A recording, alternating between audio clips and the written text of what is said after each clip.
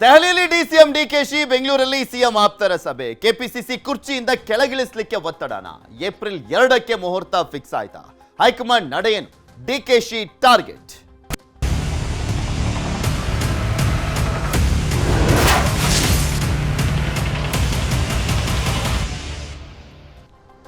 ಒಟ್ಟಿನಲ್ಲಿ ಡಿಕೆ ಶಿವಕುಮಾರ್ ಅವರ ಪವರ್ ಅನ್ನ ಕಡಿಮೆ ಮಾಡಬೇಕು, ಅವರ ಒಂದು ವೇಗಕ್ಕೆ ಕಡಿವಾಣವನ್ನ ಹಾಕಬೇಕು ಅಂತ ದೊಡ್ಡ ಮಟ್ಟದಲ್ಲಿ ಸಿಎಂ ಬಣದಿಂದ ನಿರಂತರವಾಗಿ ಪ್ರಯತ್ನವನ್ನ ಪಡಲಾಗ್ತಾನೆ ಇದೆ. ಹೇಗಾದ್ರೂ ಮಾಡಿ ಚಕ್ಮೇಟ್ ಅನ್ನ ಇಡಬೇಕು, ಡಿಕೆಶಿ ಅವರ ಅಧಿಕಾರಕ್ಕೆ ಕೊಕ್ಕೆಯನ್ನ ಹಾಕಬೇಕು ಅನ್ನುವಂಥ ಪ್ರಯತ್ನ ಇದೆಯಲ್ಲ, ಶತ ಪ್ರಯತ್ನವನ್ನ ಮಾಡ್ತಾ ಇದ್ದಾರೆ. ಸಿದ್ದರಾಮಯ್ಯನವರ ಆಪ್ತರು ಒಂದಲ್ಲ ಒಂದು ರೀತಿಯಾಗಿ ಟ್ರಿಗರ್ ಮಾಡೋದು, ಒಂದಲ್ಲ ಒಂದು ರೀತಿಯಾಗಿ ಅವರ ಅಧಿಕಾರದ ಕೊಕ್ಕೆಯನ್ನ ಹಾಕುವಂತ ನಿಟ್ಟಿನಲ್ಲಿ ಅಂದ್ರೆ ಹೈಕಮಾಂಡ್ ಹತ್ರ ಇನ್ಫ್ಲೂಯೆನ್ಸ್ ಮಾಡುವಂತ ಕೆಲಸವನ್ನ ಮಾಡಲಾಗ್ತದೆ. ದೆಹಲಿಯಲ್ಲಿದ್ದಾರೆ ಡಿಕೆ ಶಿವಕುಮಾರ್, ಸಿಎಂ ಆಪ್ತರು ಫುಲ್ ಆಕ್ಟಿವ್ ಆಗಿದ್ದಾರೆ. ಬೆಂಗಳೂರಿನಲ್ಲಿ ಸಾಹುಕಾರ ರಾಜಕೀಯ. ನಿನ್ನೆ ಮಹದೇವಪ್ಪ ಜಾರ್ಜ್ ಮನೆಯಲ್ಲಿ ಸಭೆಯನ್ನ ಮಾಡಿದ್ದಾರೆ. ನಿನ್ನೆ ಮಧ್ಯಾಹ್ನ ಮಹದೇವಪ್ಪ ಜೊತೆ ಸಮಾಲೋಚನೆ ಮಾಡಿದ್ರು. ಸಂಜೆ ಜಾರ್ಜ್ ನಿವಾಸದಲ್ಲಿ ರಹಸ್ಯ ಮೀಟಿಂಗ್ ಅನ್ನ ಮಾಡಿದ್ದಾರೆ. ಸಭೆಯಲ್ಲಿ ಭಾಗಿಯಾಗಿದ್ರು ಸಚಿವ ಪರಮೇಶ್ವರ್ ಅವರು. ಸುಮಾರು 2 ಗಂಟೆಗೂ ಅಧಿಕ ಕಾಲ ಮೀಟಿಂಗ್ ಅನ್ನ ಮಾಡಲಾಗಿದೆ.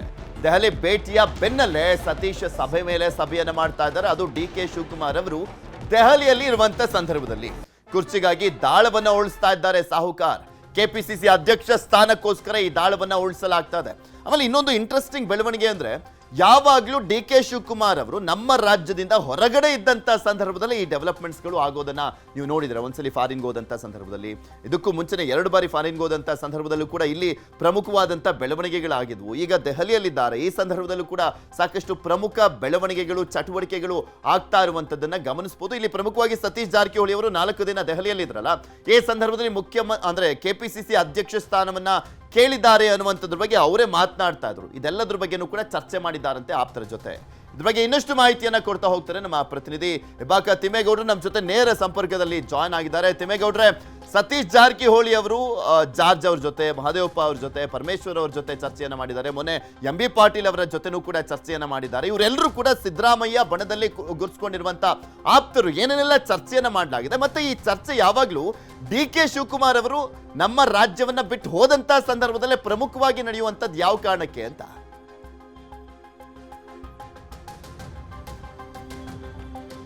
ಲೈನಲ್ಲಿ ಹೇಳೋದಾದ್ರೆ, ಇದು ಕೆಪಿಸಿಸಿ ಅಧ್ಯಕ್ಷ ಸ್ಥಾನದಿಂದ ಡಿಸಿಎಂ ಡಿಕೆ ಶಿವಕುಮಾರ್ ಅವ್ರನ್ನ ಪದಚ್ಯುತಿಗೊಳಿಸಬೇಕು, ಅಧಿಕಾರದಿಂದ ಕೆಳಗಿಳಿಸಬೇಕು ಅನ್ನುವಂಥದ್ದು ಒಂದ್ ಕಡೆ ಆದ್ರೆ, ಮತ್ತೊಂದು ಕಡೆಯಾಗಿ ಏನು ವಿವಿಧ ಇಲಾಖೆಗಳಲ್ಲಿ ಡಿಸಿಎಂ ಡಿಕೆ ಶಿವಕುಮಾರ್ ಅವರು ಹಸ್ತಕ್ಷೇಪವನ್ನ ಮಾಡ್ತಾ ಇದ್ದಾರೆ ಅನ್ನುವಂತ ಒಂದು ನಿಟ್ಟಿನಲ್ಲಿ ಇತ್ತೀಚೆಗೆ ಕೆಲ ಸಚಿವರುಗಳು ಮಧು ಬಂಗಾರಪ್ಪ ನಿವಾಸದಲ್ಲಿ ಸಭೆಯನ್ನ ಸೇರಿದ್ರು. ಸೊ ಆ ಒಂದು ಸಭೆಯಲ್ಲಾದಂತ ಒಂದು ಚರ್ಚೆ, ಮತ್ತೊಂದು ಕಡೆಯಾಗಿ ಕೆಪಿಸಿಸಿ ಅಧ್ಯಕ್ಷರ ಬದಲಾವಣೆ ಕುರಿತಂತೆ ಪ್ರಮುಖವಾಗಿ ಇಲ್ಲಿ ಚರ್ಚೆ ಆಗ್ತಾ ಇರ್ತಕ್ಕಂಥದ್ದು. ಯಾಕಂತ ಹೇಳಿದ್ರೆ, ಕೆಪಿಸಿಸಿ ಅಧ್ಯಕ್ಷರಾಗಿರ್ತಕ್ಕಂಥ ಡಿಸಿಎಂ ಡಿಕೆ ಶಿವಕುಮಾರ್ ಅವರು ಜಲಸಂಪನ್ಮೂಲ ಖಾತೆ ಮತ್ತೆ ಬೆಂಗಳೂರು ನಗರಾಭಿವೃದ್ಧಿ ಖಾತೆಯನ್ನ ಹೊಂದಿದ್ದಾರೆ.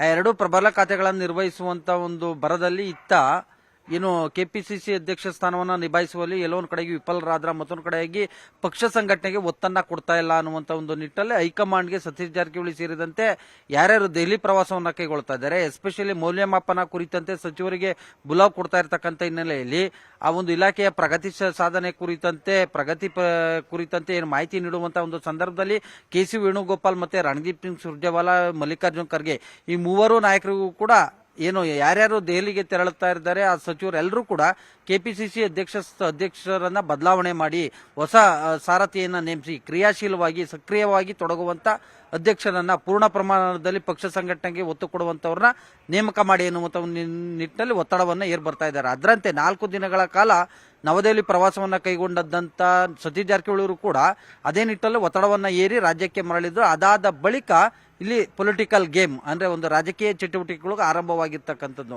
ಯಾಕಂತ ಹೇಳಿದ್ರೆ, ಡಿಸಿಎಂ ಡಿಕೆ ಶಿವಕುಮಾರ್ ಅವರು ಏನು ಸಿಎಂ ಬದಲಾವಣೆ 2.5 ವರ್ಷದ ಬಳಿಕ ಏನು ಸಿಎಂ ಅಧಿಕಾರಾವಧಿ ಏನು ಅಧಿಕಾರ ಹಂಚಿಕೆ ಸೂತ್ರ ಏನ್ ನಡೀತಾ ಇದೆ ಮತ್ತು ಪವರ್ ಶೇರಿಂಗ್ ವಿಚಾರ ಏನಾಗ್ತದೆ, ಆ ಸಂದರ್ಭದಲ್ಲಿ ನಾನು ಬಿಟ್ಕೊಡ್ತೀನಿ ಎನ್ನುವಂತ ನಿಟ್ಟಲ್ಲಿ ಪಟ್ಟನ್ನು ನಡೆದಿದ್ದಾರೆ ಅನ್ನುವಂತ ನಿಟ್ಟಲ್ಲಿ.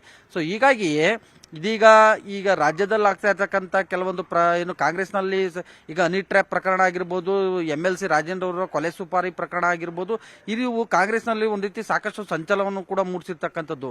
ಈ ಎಲ್ಲಾ ಬೆಳವಣಿಗೆಗಳ ನಡುವೆ ಸಿಎಂ ಆಪ್ತರು ಒಂದ್ ರೀತಿ ಸಭೆ ಮೇಲೆ ಸಭೆ ಸೇರ್ತಾ ಇರ್ತಕ್ಕಂಥದ್ದು. ಎಸ್ಪೆಷಲಿ ದೆಹಲಿ ಪ್ರವಾಸವನ್ನ ಕೈಗೊಂಡಂತ ಅಂದ್ರೆ ಡಿಸಿಎಂ ಡಿಕೆ ಶಿವಕುಮಾರ್ ಅವರು ದೆಹಲಿ ಪ್ರವಾಸವನ್ನ ಕೈಗೊಂಡಂತ ಸಂದರ್ಭದಲ್ಲೇ ಇತ್ತ ಸತೀಶ್ ಜಾರಕಿಹೊಳಿ ಅವರು ಸಿಎಂ ಆಪ್ತ ಬಣದಲ್ಲಿ ಗುರುತಿಸಿಕೊಂಡಿರ್ತಕ್ಕಂಥ ಎಲ್ಲಾ ಸಚಿವರ ಜೊತೆ ಒಂದ್ ರೀತಿ ಪ್ರತ್ಯೇಕ ಪ್ರತ್ಯೇಕ ಸಭೆಗಳನ್ನ ಮಾಡ್ತಾ ಇರ್ತಕ್ಕಂಥದ್ದು. ನೋಡಿ, ತಡರಾತ್ರಿ ಗೃಹ ಸಚಿವ ಡಾಕ್ಟರ್ ಜಿ ಪರಮೇಶ್ವರ್, ಇಂಧನ ಸಚಿವ ಕೆಜೆ ಜಾರ್ಜ್ ಮತ್ತೆ ಸತೀಶ್ ಜಾರಕಿಹೊಳಿ ಅವರು, ಈ ಮೂವರು ಸಚಿವತ್ರಯರು ಕೂಡ ಇಂಧನ ಸಚಿವ ಕೆಜೆ ಜಾರ್ಜ್ ಅವರ ಸರ್ಕಾರಿ ನಿವಾಸದಲ್ಲಿ ಸಭೆಯನ್ನ ಮಾಡೋದ್ರ ಮುಖಾಂತರ ಅಲ್ಲಿ ಮಹತ್ವದ ಒಂದು ಚರ್ಚೆಯನ್ನ ನಡೆಸಿರ್ತಕ್ಕಂಥದ್ದು. ಎಸ್ಪೆಷಲಿ ಪವರ್ ಶೇರಿಂಗ್ ವಿಚಾರ ಬಂದಂತ ಸಂದರ್ಭದಲ್ಲಿ ಏನಾದರೂ DCM DK ಶಿವಕುಮಾರ್ ಲಾಬಿಯನ್ನ ನಡೆಸಿದ್ದೇ ಆಗಿದ್ದಲ್ಲಿ ನಾವು ಈ ಕಡೆಯಿಂದ ನಮ್ಮ ಬಣದಿಂದ ಯಾರನ್ನಾದ್ರೂ ಸಿಎಂ ಹುದ್ದೆಗೆ ಆಕಾಂಕ್ಷಿಯನ್ನ ತರಬೇಕು ಅನ್ನುವಂತ ನಿಟ್ಟಲ್ಲಿ ಈಗಾಗಲೇ ಸಾರ್ವಜನಿಕವಾಗಿ ಮತ್ತೆ ಕೈಪಾಳ್ಯದಲ್ಲಿ ಚರ್ಚೆ ಆಗ್ತಾ ಇರುವಂತೆ ದಲಿತ ಸಿಎಂ ಕೋಟಾದಡಿ ಡಾಕ್ಟರ್ ಜಿ ಪರಮೇಶ್ವರ್ ಅವ್ರನ್ನೇ ಮುನ್ನೆಲೆಗೆ ತರಬೇಕು, ಅವರ ಹೆಸರನ್ನೇ ಪ್ರಬಲವಾಗಿ ಅವ್ರ ಪರವಾಗಿ ಲಾಬಿಯನ್ನ ನಡೆಸಬೇಕು ಅನ್ನುವಂತ ನಿಟ್ಟಲ್ಲಿಯೇ ಇದೀಗ ಸಿಎಂ ಬಣ ಎಲ್ಲೋ ಒಂದ್ ಕಡೆಯಾಗಿ ತೆರೆಮರೆಯ ಕಸರತ್ತರನ್ನ ಆರಂಭ ಮಾಡಿದೆ. ಅದರ ಒಂದು ಭಾಗವಾಗಿ ಸತೀಶ್ ಜಾರಕಿಹೊಳಿ ಅವರು ದೆಹಲಿಯಲ್ಲಿ ಸಾಕಷ್ಟು ಲಾಬಿಯನ್ನ ಮಾಡಿ ಪರಮೇಶ್ವರ್ ಪರವಾಗಿ ಬ್ಯಾಟ್ ಅನ್ನು ಬೀಸೋದ್ರ ಮುಖಾಂತರ ಮತ್ತೊಂದು ಕಡೆಗೆ KPCC ಅಧ್ಯಕ್ಷ ಸ್ಥಾನಕ್ಕೂ ಲಾಬಿಯನ್ನ ಮಾಡೋದ್ರ ಮುಖಾಂತರ ಅಲ್ಲಿ ಹೈಕಮಾಂಡ್ ಮಟ್ಟದಲ್ಲಾಗಿರ್ತಕ್ಕಂಥ ಬೆಳವಣಿಗೆಗಳನ್ನ ಇಲ್ಲಿ ಸಿಎಂ ಆಪ್ತರ ಜೊತೆ ಪ್ರತ್ಯೇಕ ಸಭೆಗಳನ್ನ ನಡೆಸೋದ್ರ ಮುಖಾಂತರ ಒಂದು ಮಾಹಿತಿಯನ್ನು ಶೇರ್ ಮಾಡ್ಕೊಂತಾ ಇದ್ದಾರೆ ಅನ್ನುವಂತ ಒಂದು ಚರ್ಚೆ ಇದೀಗ ಕೈಪಾಳ್ಯದಲ್ಲಿ ಕೇಳಿ ಬರ್ತಾ ಇರ್ತಕ್ಕಂಥದ್ದು. ಓಕೆ, ಧನ್ಯವಾದ ತಿಮ್ಮೇಗೌಡ್ರ ನಿಮ್ಮೆಲ್ಲ ಮಾಹಿತಿಗಾಗಿ. ಮುಂದಿನ ಸುದ್ದಿಗೆ ಹೋಗೋಣ. ಪ್ರಧಾನಿಯಾಗಿ 11 ವರ್ಷ ಆಯಿತು ನರೇಂದ್ರ ಮೋದಿ ಅವರು. 11 ವರ್ಷ ಆದ ಬಳಿಕ ಈಗ RSS ಕಚೇರಿಗೆ ಹೋಗ್ತಾ ಇದ್ದಾರೆ. ಪ್ರಧಾನಿಯೊಬ್ಬರು RSS ಕಚೇರಿಗೆ ಹೋಗ್ತಾ ಇರುವಂತದ್ದು ಇದೇ ಮೊದಲು. ಇನ್ನ ನರೇಂದ್ರ ಮೋದಿ ಅವರು ಮುಖ್ಯಮಂತ್ರಿ ಆಗಿದ್ದಂಥ ಸಂದರ್ಭದಲ್ಲಿ RSS ಕಚೇರಿಗೆ ಹೋಗಿದ್ರು. 13 ವರ್ಷಗಳ ಬಳಿಕ ಅವರು ಹೋಗ್ತಾ ಇರುವಂಥದ್ದು. ಇನ್ನು 11 ವರ್ಷ ಆಯಿತು ಪ್ರಧಾನಿಯಾಗಿ. ಮೊದಲ ಬಾರಿಗೆ ಪ್ರಧಾನಿಯೊಬ್ಬರು RSS ಕಚೇರಿಗೆ ಹೋಗ್ತಾ ಇದ್ದಾರೆ. ಇಲ್ಲಿ ಇವತ್ತು RSS ಸಂಸ್ಥಾಪಕ ಕೇಶವ್ ಬಲಿರಾಮ್ ಹೆಡ್ಗೇವಾರ್ ಅವರ ಸ್ಮಾರಕಕ್ಕೆ ಪ್ರಧಾನಿ ಮೋದಿ ಅವರು ಗೌರವವನ್ನು ಸಲ್ಲಿಸಿದರು. ಈ ವೇಳೆ ಪ್ರಧಾನಿ ಮೋದಿಗೆ RSS ಮುಖ್ಯಸ್ಥ ಮೋಹನ್ ಭಾಗವತ್ ಅವರು ಸೇರಿದಂತೆ ಅನೇಕ ನಾಯಕರು ಸಾಥ್ ಕೊಟ್ಟಿದ್ರು.